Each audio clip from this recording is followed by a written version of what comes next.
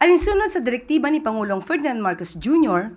na isulong ang food security at maritime development sa West Philippine Sea, inilunsad ang kadiwa ng Bagong Bayaning Mangingisda o KBBM program.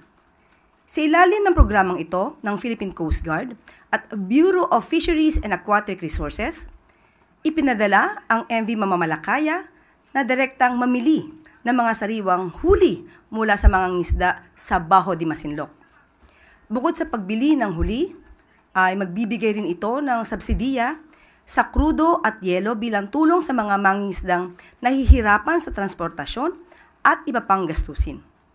Sa unang biyahe pa lamang ng MV Mamalakaya, matagumpay na itong nakabili ng 20 toneladang sariwang isda mula sa mga lokal na mangingisda.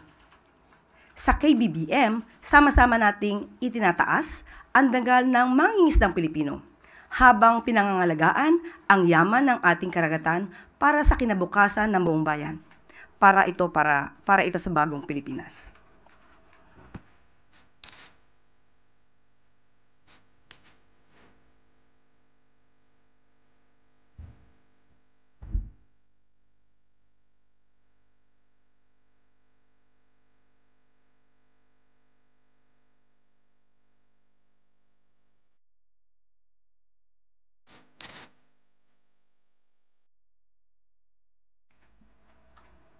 Bilang tugon sa direktiba ni Pangulong Marcos Jr. na mas paigtingin ang regional cooperation para protektahan ang mga biktima ng human trafficking, labanan ang mga sindikato at siguraduhin ang seguridad sa ating mga border, nagkaroon ng high-level dialogue ang Pilipinas at Cambodia. Pinangunahan ito ng Interagency Council Against Trafficking o IACAT at ng Department of Justice.